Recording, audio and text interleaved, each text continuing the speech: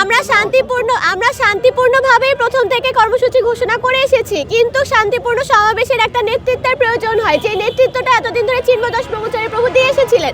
এখন যেহেতু ওনাকে আপনারা আটক করে রেখেছেন প্রশাসন এবং আইনশৃঙ্খলা বাহিনী, তো সেক্ষেত্রে বলা যায় যে এখন যদি কোনো ধরনের নাশকতা ঘটে তার দায়ভারও সরকারকে এবং আইনশৃঙ্খলা বাহিনীকে নিতে হবে।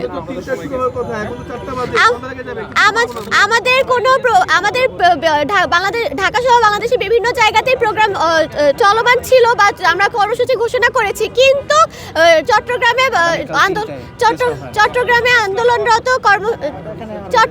আন্দোলনরত সাধারণ জনতার উপর, শিক্ষার্থীদের উপর হামলা হয়েছে এবং তার রক্তারক্তির ঘটনা ঘটেছে, বোমা হামলা পর্যন্ত হয়েছে। পাশাপাশি সিলেটে আমাদের শিক্ষার্থী প্রতিনিধিদেরকে তুলে দিয়ে যাওয়া হয়েছে।